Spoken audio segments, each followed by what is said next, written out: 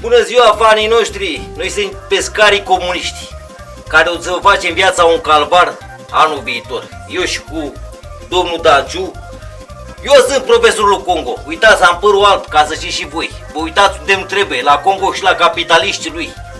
Asta nu vă uitați, la comuniști trebuie să vă uitați. Asta a venit cu Danciu. Ne întâlnim aici la 12, facem monturile, facem munițele, luăm o măligă de la Guvidu și dăm în goarnă. Facem o ticăiță și venim acasă. Cum e frumos să mă prezint și eu, domnul Daniel Negricea sau domnul profesor Danciu sau Danciu, cum îmi spun prietenii. Eu sunt ucenicul lui Congo. De la Congo am învățat multe șuste. Cu ciupiturile, cu gradațiile, cu toate nebuniile. Adică să vă explicăm în funcție de gradații aici, cum sunt, cum e bolobocul, cum îl numim noi. Știm când are peștele, când are mămăliga în gură, când o trage, când o absoarbe, când îi dă drumul. Deci chestia aia, când vedeți pluta pe baltă, țac, țac, e vorba de o fracțiune de secundă. Dacă atunci nu i-o dați, eu sunt cu gradațiile. Eu am înțeles sistemul ăsta logic, mulți îl prind din ciupitură. Și o să începem astăzi să vă prezentăm două metode cele mai simple cu care noi, pe tot parcursul anului 2020, am dat un randament fantastic. Tot ce avem aici pe masă sunt cumpărate de la prietenii noștri cu magazinele cu articole sportive de pescuit. Să începem așa, plute de la domnul Petrică, de la Guvidu, deci plutele culisante, deci numai pe sistemul de plută culisantă am mers. Ața, cea mai bună ață pentru care vine, deci te oprește pluta, ața. Deci ața portocalie s-a dovedit a fi cea mai, așa, firul, am ales un fir, e mai scumpicel, 34 de lei, metod, ăsta se numește firul, mi l-a recomandat domnul Petrică, deci metod monofilament, e un fir japonez, se îngroapă bine, se mulinează bine, nu se prinde pe undiță când mai plouă, mai efectele de la climă. Deci aici este un fir de 0,24, care în apă se comportă ca un fir de 20, în funcție de evoluția timpului. Primăvară, vară, toamnă și spre iarnă am mers pe 0,22. Deci pe ce am mers eu? Pe 0,22. Același model de fir. Același model de fir, da, același model de fir. Deci asta de 0,22 e exact firul de 0,18 pe care îl cumpără toți. Vedeți aici cât are, 470 kg. Asta ce înseamnă? 470 kg e cum îl ridici de jos și îl ții în sus. Și 10-40, mai pe înțelesul nostru, să-l tragi spre tine.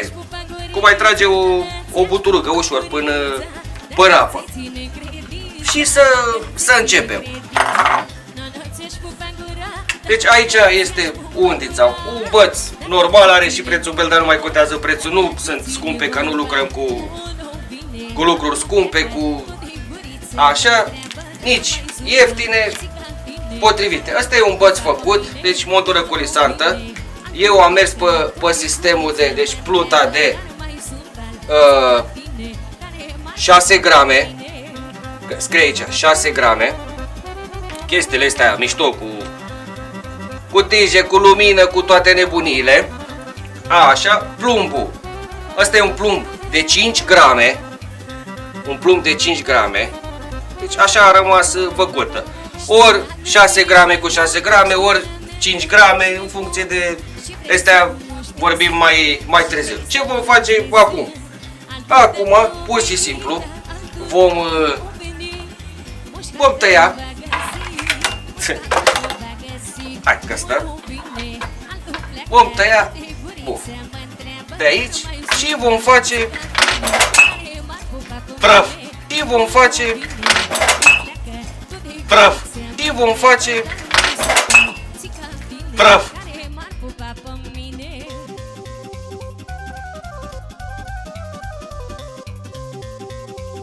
Am tăiat firul ca să începem montura. Prima operație. Trebuie să băgăm, deci, ața portocalie, opritorul pentru plută. Simplu, se bagă firul pe așa, se trage, normal, se strânge ușurel. Ia uitați, deci cea mai bună ață, deci vă o recomand cu toată Aia portocalie. asta portocalie, da. Și celelalte sunt bune în funcție de fir, deci la firul ăsta eu cel puțin cu ața portocalie.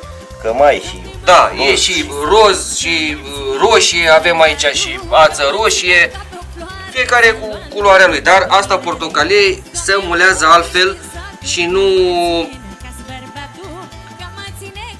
scapă așa ușor. Deci asta e procedura, frumos, trebuie să păstrăm 1 cm, 1 cm jumate din ață, ca să putem pe parcurs să o mai strângem.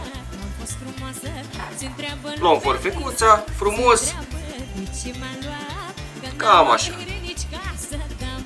Și am tăiat ața. Deci, vedeți cum arată ața, cade aceste capete, să tragem când pur și simplu să întărim ața ca să o pună puțină rezistență. Următoarea etapă, agrafă pentru plută, deci este agrafa care vine pe fir și de care se agață pluta.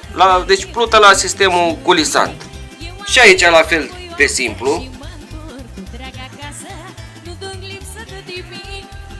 Am introdus și prima operație pe care o facem, verificăm să nu treacă. Deci asta e opritorul pentru plută. Când îi stabilim adâncimea, deci asta e exact cum trebuie. Bun. De agrafă după aia o să vedem să agață pluta. Următorul pas, în funcție de grosimea firului. Noi aici avem un fir de 22 care v-am spus, se manifestă ca un fir de 0,18, e sistemul japonez. Deci, chiar dacă arată puțin mai gros, în apă, mi-a explicat domnul Petrică și mulțumesc din suflet că de la el am învățat foarte, foarte multe. Deci firul acesta în apă se manifestă ca un fir, deci ăsta de 0,22, ca un fir de 0,18. Pe primăvară spre vară am mers nu cu 0,22, am mers cu 0,20, am mers, adică un fir de 16. Montura fină, ca de obicei montură fină. Acum, avem aici opritori, alt sistem de opritori care se pun. Deci pentru firul acesta e un fir un picuț mai gros. Dacă foloseam fir de 16, puneam din aceștia mai subțiri pe fir. Eu dacă folosesc fir de 0,22, adică cum v-am explicat, 0,18, o să punem opritor. La fel, se introduce un opritor, tragem de așa, bun, care trebuie să vină, să susțină, deci în momentul când vine pluta și după aia o să vă explicăm, să vedeți și rolul acestuia. Urmează, deci avem aici plute. Eu ce am folosit anul acesta, deci 6 grame, că se vede, 6 grame, deci tot ce am aici predomină 6 grame. Pluta cea mai bună recomandată de domnul Petrică, aceasta a fost. E scumpicică, e puțin mai scumpă decât o plută cu baterie, dar își merită banii. Iar acum o să căutăm plumbul pentru 6 grame. Deci eu personal am mers anul acesta cu plumb ori de 5 grame, deci ăsta e de 4, hai să vedem un plumb, ăsta e mai măricel, ori de 5 grame, ori, deci spus de specialist, ori putem să mergem, deci nu contează că e hexagonal, că e rotund, că e bilă, cum, deci, care culisează, așa, deci putem să mergem pe un plumb, deci 6 grame, 6 cum are și pluta, 6 grame, plumbul 6 grame, sau putem să mergem pe un plumb de 5 grame în funcție, deci aici iar e o chestie, în funcție de curentul apei. Aici am plumbul care l-am avut direct pe montură, o să-l tăiem imediat, că tot pe ăsta o să-l folosesc, să fiu sigur că sunt mulți care se aseamănă plumb, se aseamănă între ei și să nu dau greș, pentru că plecăm la așa. Deci plumbul normal și logic, deci puteți să-l puneți ori așa, dar logica e partea care e mai groasă a plumbului să fie în jos, pentru că astfel își fixează centrul de greutate. La fel, introducem pănier, pac. Deci, uitați, ăsta e. Acum, la capătul celălalt vom pune un alt opritor. Nu contează culoarea, contează să fie opritori și să fie la fel. Vă explic și de ce. Să fie opritorii la fel. De asta am zis, încă o dată. Deci contează foarte mult opritorii mai groși sau mai subțiri în funcție de fir. Dacă folosiți un fir de 0,16, folosiți un opritor mai subțire pentru plumb. Dacă folosiți un fir mai gros, 0,20, 22, de la 20 în sus, folosiți mai gros, pentru că deci e vorba de o punere de rezistență în momentul când lansați plumbul. Asta înseamnă pur și simplu că multă lume nu știe ce înseamnă culisant. Deci se mișcă, deci culisează aceeași operație. Vedeți, uitați, asta înseamnă culisarea, se mișcă. Secretul acestui plumb culisant e față de un plumb fix. În momentul când peștele trage, când peștele mănâncă, plumbul nu opune rezistență. Deci, vedeți, peștele e jos, el trage firul, uitați-l, nu trage de plumb, trage de fir. Deci plumbul nu opune aceeași rezistență. Bun, apoi, deci, prima dată, opritorul pentru plută, agrafa pentru plută. Hai să pun și pluta. Aici am avut opritorul ăsta, agrafa veche. O scoatem și o punem pe aceasta nouă. Agrafă normală, așa. La plută puteți să puneți varneș, de obicei plutele au ele sistemul lor, dar sistemul ăsta e mai rigid. Și am adoptat sistemul cum îl am aici. Deci e pur și simplu un varneș cu ochete, care e nu e atât de rigid și pluta are jocul mult mai flexibilă. Bine băgat pe așa, se închide agrafa, buf, pluta, mai urmează tija care e așa. Bun. Apoi, deci am zis, ața, opritorul principal de la plută, pluta cu agrafa, vedeți, ia uitați, culisează, deci fără nicio chestie așa. După aia urmează opritorul principal pentru plumb și opritorul secundar pentru plumb, la fel, să culiseze.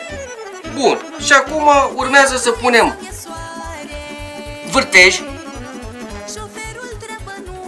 de care o să agățăm cârligele. Deci e simplu, cea mai simplă metodă. O să vă explice după aia colegul meu o metodă asemănătoare, proporție 70-80% la fel, dar alt sistem, până folosi forfecuța. Acum fiecare își face nodul pentru vârtej, pentru cârlige în felul lui. Eu am cea mai simplă metodă care o puteți face imediat. Deci, luăm firul, pur și simplu nodul care e nod, eu așa îl fac, ăsta e sistemul meu. Deci am făcut nodul cum vine nodul, pac, pac, făcut, odată, deci vedeți nodul cum arată, îl țin în mână, îi mai fac aici încă un nod, vine băgat până acel ochete și ăsta e la mine, deci care a dat randament, deci nu se rupe, tragi de el, deci simplu și la obiect. Deci cel mai simplu, hai să nu mai folosesc forfecuța. De recomandat ar fi ochetele, care e. Haideți să încerc să îl fac mai mic. Deci ochetele, că aici e un secret. Ochetele trebuie să fie, deci ochetele ăsta trebuie să fie cât mai mic făcut. E un picuț de furcă, dar cu răbdare oricine îl poate face. Deci aceeași chestie ca orice nod pe care îl face un om. Deci uitați. Deci ăsta e tot mare mi-a ieșit, dar încercați să faceți ochetele ăsta cât mai mic, o să vedeți de ce după aia. Acum, după ce am făcut ochetele, deci uitați, trag de el, nu se rupe, și e un fir de 22, adică un fir care se comportă și se manifestă ca un fir de 18, firul acesta de care v-am explicat. Pur și simplu. Deci ăsta e vârtejul sau vârtelniță, cum se numește, mădă? Eu zic vârtej și vârtelniță, cum vine. Da, cum îți vine. Trebuie să introducem într-un ochete, așa, apoi partea asta, deci care o ținem în mână, vine băgată până ochiul principal. Deci vine băgată până ochiul principal, pe aici, am scos-o, pur și simplu trageți. Și de asta zic, cu cât distanța de aici, de la ochiul principal, deci asta trebuie să fie mult mai mică. Nu mi-a ieșit acum din prima, dar cât mai mică să fie. Și ce ne mai rămâne? Să legăm cârligele. Folosesc cârlige Gamakatsu. Așa. Asta, deci, ca să vedeți cârligele, sunt cele mai bune, că astea le-am folosit, tot așa ne le-au recomandat domnii de la pescărie. Mergem cu 2 cârlige și acum să legăm cârligele. Deci, avem așa, ața principală, opritorul principal pentru plută, am pus agrafa cu pluta, opritorul principal la plumb, iar opritorul secundar la plumb, care vine, deci vedeți aici, de asta zic, opritorul trebuie să fie cât mai jos de așa, o să vă arate colegul meu, Mădălin, cum vine. Dar merge și așa fără nicio chestie. Și nu ne mai rămâne decât să legăm cârligele. Cârlige de 8 Gamakatsu, deci și flexibile, și tari, și rezistente, și înțeapă. Deci un picuț, dacă... Deci are o priză fantastică de înțeapă. Între timp, încă un aspect și o să revin la aspectul principal cu plumbul, ca să înțelegeți mai exact ce înseamnă culisant, că mulți, nici eu n-am știut până nu am văzut logic. La plutele acestea plutele cu baterie, deci e de 6 grame, inclusiv bateria, deci trebuie pusă în momentul când suntem pe zi. Nu băgăm cu tija să aprindă LED-urile la plută, o băgăm pur și simplu normal. Deci bateria trebuie să fie introdusă în plută, deci tot sistemul. Deci abia acum, în momentul ăsta, avem 6 grame. Deci corpul de la plută, bateria care e introdusă, plus tija de la plută. Eu folosesc cam așa un manșon, îmi stabilesc gradațiile. Asta în emisiunile viitoare o să vă explic, să vedeți ce înseamnă cu gradațiile pentru, deci în funcție de cum ciupe peștele. Bun, deci asta fiind spuse. Acum, cel mai important. Toți știm că dăm la plută la culisant. Dar practic ce înseamnă la culisant? Pluta fiind pusă, încă o dată, opritorul din ață principal, pluta cu agrafa, opritorul principal apoi pentru plumb, opritorul secundar pentru plumb. Deci am zis ca să explic, că nici eu n-am știut și alții mi-au spus, practic ce înseamnă culisant. Deci, haideți să o luăm logic, să dau aici asta, să-l dau mai în jos odată, după aia mai în sus. Deci, vedeți, Deci, e firul în plumb. Deci peștele când ciupe, când trage, când mănâncă, mămăliga, râma, la ce dați, nu contează momeala. Deci când trage, când ciupe, deci practic plumbul nu opune rezistență. Deci asta înseamnă sistemul de culisant. Deci hai să dau pluta mai sus, dau plumbul mai așa. Deci uitați. Deci nu pun mâna pe nimica. Deci trag de aici, deci firul se duce. Trag de aici, la fel. Deci plumbul rămâne. Deci plumbul rămâne. Asta înseamnă și de aici s-a dovedit, plumbul rămâne. De ce rămâne? Nu opune rezistență față de un plumb normal. Ăsta e tot secretul la pluta colisantă. De asta are randamentul, productivitatea. De ce se prinde mai mult la colisant decât nu opune rezistență. Și aceeași chestie e valabilă și la plumbuleț colisant. Aici sunt hexagon de 10, 15, 20 de grade, la fel, de grame. La fel când rămâne în apă. Deci noi așa dăm în apă, da? Deci vine pluta, plumbul, cărligele. Plumbul vine așa, vine pe fund. Pluta rămâne în picioare, stai să dau puțin mai jos. Pluta rămâne în picioare, plumbul vine pe fund, exact așa în poziția asta.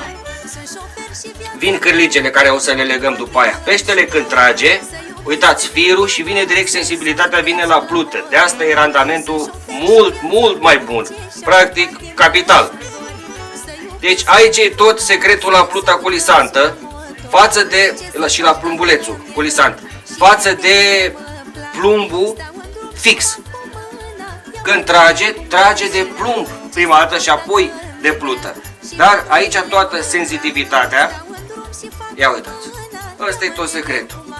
Toată vibrația dă în plută. Și în funcție de cum, de asta o să vă explic mai pe baltă când o să filmăm, să vedeți ce înseamnă gradațiile. Deci chestiile dintre boloboc spun multe. Ce ne mai rămâne acum de făcut? Deci am înțeles, sistemul plumbului culisant. Deci vedeți, plumbul rămâne. Hai să fixez undița. Deci tragem de fir. Să dau asta mai așa. Tragem de fir și dintr-o parte și din alta plumbul rămâne. Să mișcă acum pentru că pe fundul apei cu totul altceva. Mai vin și cârligele cu momeala. Deci nu opune rezistență. Asta e principiul culisant. Și acum ce ne mai rămâne de făcut? Să legăm cârligele. Cum v-am spus, avem cârlige Kamakazo. De 8 am folosit în general. Acum tot de 8 o să fac, dar în funcție de mărimea ciortanilor, crăpcenilor, clapilor ce sunt, merge și cu 6 când sunt mai măricei. Nu avem o bucată de fir, ce ne mai rămâne decât să legăm cârligul. Putem să începem prima dată, deci la fel, un ochete, pac frumos, deci ăsta e un sistem al meu. Deci uitați cum l-am făcut, pac, ușor i-am dat drumul iar. Deci odată până lega cârligul să fac chestia ca prima dată 3 agățate agrafă, da? Deci cum am făcut aici, ochetele la fel, deci nu e mare inginerie, nu trebuie studii superioare. La fel, cum se prinde sistemul și decât tragem și gata. Deci cel mai... Bă, dar e tare asta, deci chiar e un fir adevărat. Partea asta renunțăm la ea că nu are rost. Sunt multe modalități. Dar eu vă spun de cea mai simplă. Acum urmează partea la cârlig. La fel, aceeași chestie cum am făcut. Ținem de un capăt de fir, facem să obținem un ochete sau o buclă sau cum. Deci la fel, ca să pot să apucăm. Deci ochetele se pune pe lângă tija cârligului, luăm cârligul, pune pe lângă tija cârligului, la fel. Ținem de ochete pe lângă tija cârligului, să obținem așa capătul ăsta, aici ochetele unde a rămas și acum nu ne rămâne decât să dăm câte fire, cum să spune la chestia asta? Deci pur și simplu, 2, 3, 4, 5, 6, aici trebuie să ținem cu degetul puțin mai strâns și pur și simplu, nu știu că nu le-am numărat, că le fac la ochi, la simț. Deci ăsta e un sistem al meu care de a lega călegii. Cred că i-am dat multe, dar în fine, încercați, că nu s-a născut nimeni învățat. Așa. Deci am dat un număr de fire, chiar dacă am făcut mai multe, dar e bine. Apoi, apucăm de aici, de unde am dat spirele, de unde le-am înfășurat, apucăm de aici să ținem toată chestia asta și cu partea asta, capătul de fir, apucăm de aici. Ce ne rămâne de făcut? Partea care am făcut prima dată ochetele, să băgăm pe ochetele de la cârlig.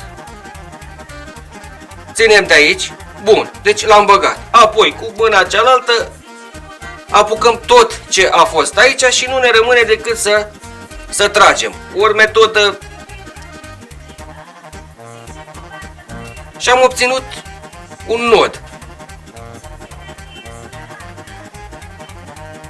Strângem, deci așa arată un nod. Deci am făcut mai multe, putem să facem 6, 8, 10, 12 spire, câte așa, partea care, și asta a rămas. Deci nu e perfect, dar dă randament și e bine. Deci uitați-vă, cârligul Kamakazo, firul excepțional, practic cam asta e secretul, firul, cârligul. Ce ne rămâne de făcut?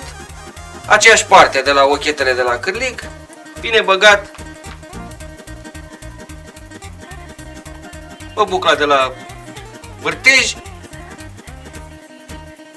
capătul acesta cu cârligul vine băgat pe ochiul care agățăm și uitați. Și asta e un cârlig recomandat acum în perioada asta, cum suntem noi la jumatea lunii decembrie, să mergem cu un cârlig.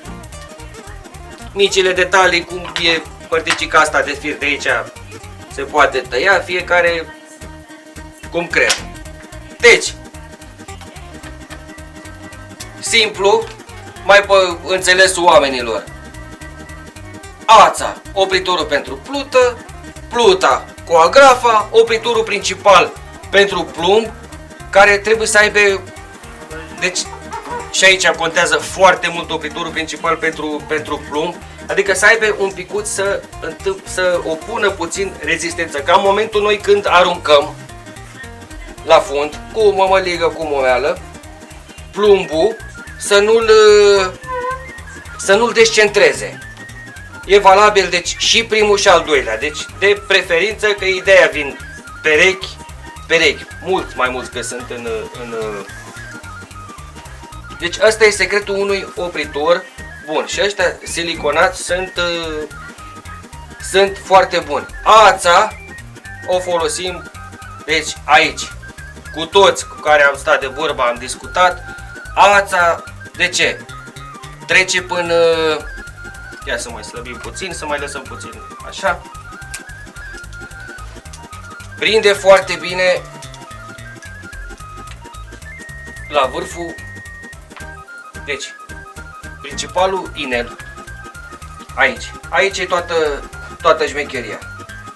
Un opritor din silicon va trece până vârful de undiță, dar se va deregla foarte repede, pe când acesta nu se va deregla indiferent cum vom lansa, vom arunca. Și de preferat, că nici eu nu am știut și am învățat de la alții, opritorul ăsta, în momentul când tragem peștele, când ajungem, vedem că opritorul acesta este la vârf, trebuie aplicat puțin să scape ca să nu se deregleze. Ăsta e secretul principal la opritorul. Vorbesc mai mult de opritorul ăsta de ață pentru că a fost singura Problemă pe care am întâmpinat-o anul acesta. Ce să vă mai spun altceva? Fire întinse, păreri, discuții, întrebări, orice aveți pe suflet, ne spuneți. Deci asta e o montură simplă, nu de profesor, nu de așa, o montură simplă care anul ăsta a dat randamente excepționale. Domnul Danciu sau domnul profesor Danciu sau domnul Daniel vă salută și să ne vedem cu bine la ediția ce vine. Bună ziua, fanii mei! Eu sunt Mădălin, înainte a fost domnul Danciu, tot comunist și el, eu sunt mai comunist decât el și vreau să vă prezint și eu metoda mea, metoda aia mai de un mai sărac, că nu e cea mai bătrân cu părul alb, nu știm prea bine cum e cu lisantele și noi se învăța să dăm cu mămăliga în coș și dăm acolo cu fire groase, o mânca, nu o mânca. Dar v-am zis, eu l-am învățat cum o să pescuiască și datorită mie știe ceea ce știe, așa că ar veni să vă uitați numai și numai la mine, să vă uitați. Comuniștii doar. Deci capitaliști n-au nevoie de băieții care merg pe pescarii care merg pe bărți private și se agită cu crapia mari și ce au făcut ei, nu mă interesați. Eu vorbesc de oameni ăștia comuniștii mei care merg să prindă o tigaie de pește. Cum să prinde tigaie de pește? Și eu să-mi iau, am mai multe unițe, că eu am aici colecții de unițe. Dacă îmi place unițe, fiecare are câte o manie. Și mi-au undița asta cu muletă verde, micuță, o bolonieză de 4 metri. Are deja firul pe ea, e de 0,14. Și la fel ca și domnul Danciu, va trebui să schimb și eu montura și plumbul și pluta, pentru că am avut plută grea de 6 grame, plumb de 6 grame.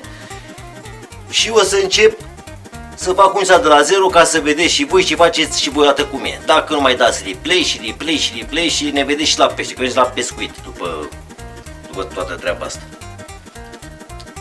O să dau astea jos de aici. Hârlige. Toate că nu cred că le mai desfac hârligele, dar vă arăt și eu cum fac eu, că am alt sistem față de domnul Danciu. Domnul Danciu e capitalist. Nu e capitalist, e tot socialist și el. Că nu stă. Ia o furficuță, adică mă pot și de ce are el. Camera să cred că se vede în asfalt. Deci sunt două cârlige, sunt încurcate ele deocamdată. Două cârlige și aici e o vârteniță. Deci vin două cârlige. Două cârlige și în partea asta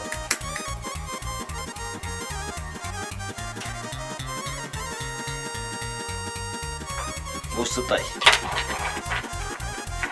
O să înțelegeți și voi. Tai asta și mi-au rămas doar cârligele care sunt pe vârteniță legate, deja sunt legate și nu mai stau să le mai leg. Încă o dată că pierd timp. Voi. În două cârlige la capete, cârligele cred sunt de 8, ceva de genul, 8 sau 10, nu știu. Eu dau mai finuț. Eu nu vreau să prind crap de aia mari, pot să prind și de ăștia micuți.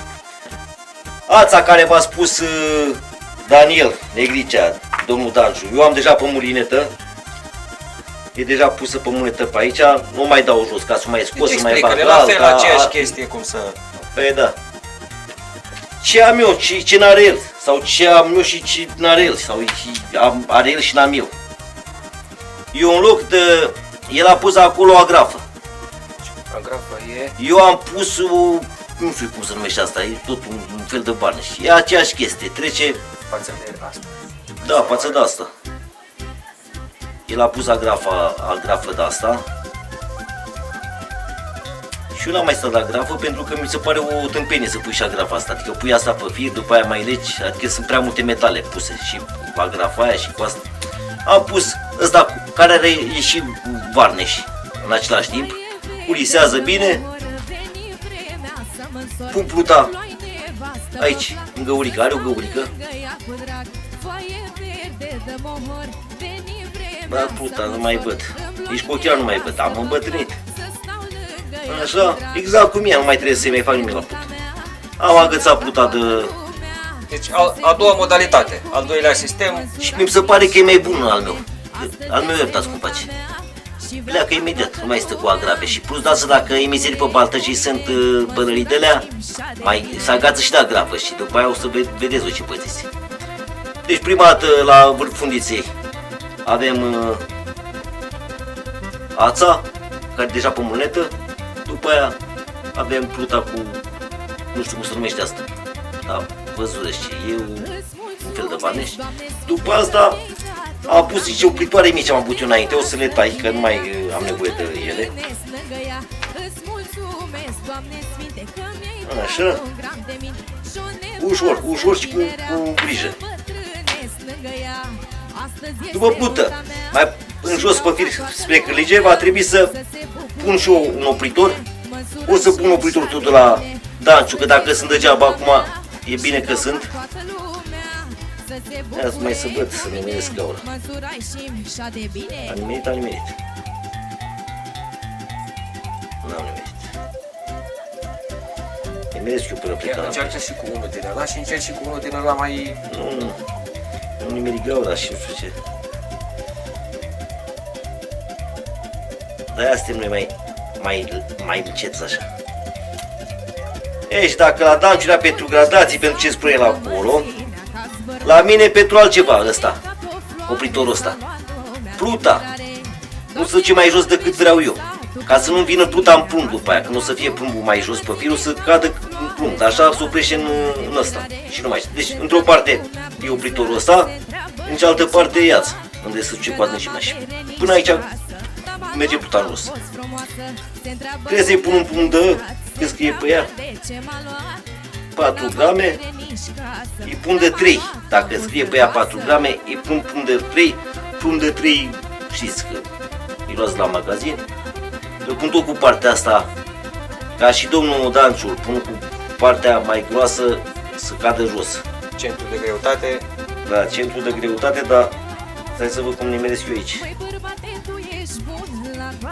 Mădălică, mădălică. Ei, și eu l-am învățat pe Congo, dar dacă nu mai văd, acum ce să fac? Asta e problema. Ia uite-te, bă, frate. Hai că nimeri. Nimeri gaura. Mai împing, mai împing. Bătrânește. Am pus și plumb. Deci, pluta, opritorul, ca să nu cadă în plumb. Dacă s-a ajutat de plumb, plumbul culisant e aceea. Și acum pun încă un opritor, ca să nu lovească plumbul în bătrânița aia. Îmi trebuie un opritor.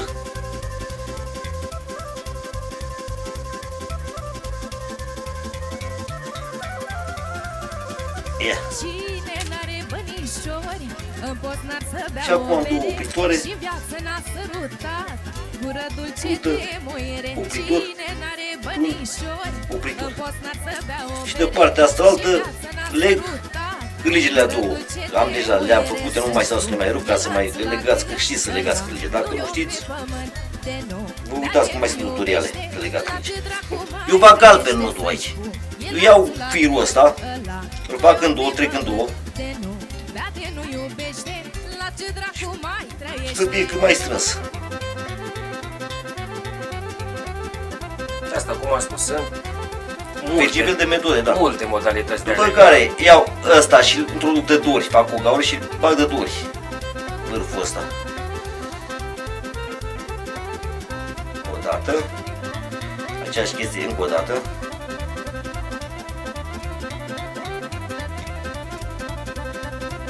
Și cam așa, acum ușor așa. Zice să fiu cum aproape de... să nu fie bucla așa mare. Cine n-are bănișori, în post n-ar să bea o țuică și-n viață n-a sărutat guriță dulce de puică. Cine n-are bănișori, în post n-ar să bea o țuică și-n viață n-a sărutat. Și de el o să agăț puternița aia. Asta Asta o tai, eu le cârligele cu patentul. Le trag ca să fiu mai sigur. Și pe bucla asta o să Deci am să duci, e mai largă, e mai mare. Ia. Deci ia că să vadă. Am putut să mă îndrept. E cam mare. Intră 2 de până ea. Dar am stat așa pentru că am deja crângile legate și trebuie să trec firul ăsta prin vârtelniță. Dar unde e vârtelnița? Eu nu le văd. Păi nu, că aveam alea aici, montate cu. Au înainte am tăiat firul și mai văd că mai e ceva mizerie pe el. La mână ceva străin să-și pune lațul la gât, ăla nu i-o pe Ascultăm, sârbe, suntem oameni ca lumea. Comuniști. Comuniști adevărați. Fac gaura asta pe la nimerit, da. Așa. Crângile sunt trecute până... Haideți, bă.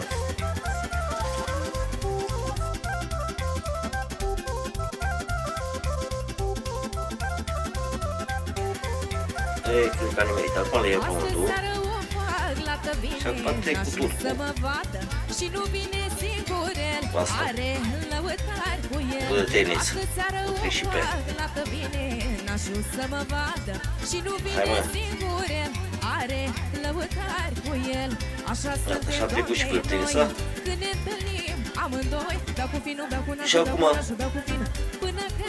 a vârtelnița legată, firul legat, hâligele legate, pluta pusă, pluta o am de 4 grame, 4 grame. plumbul am de 3 grame, 3 grame.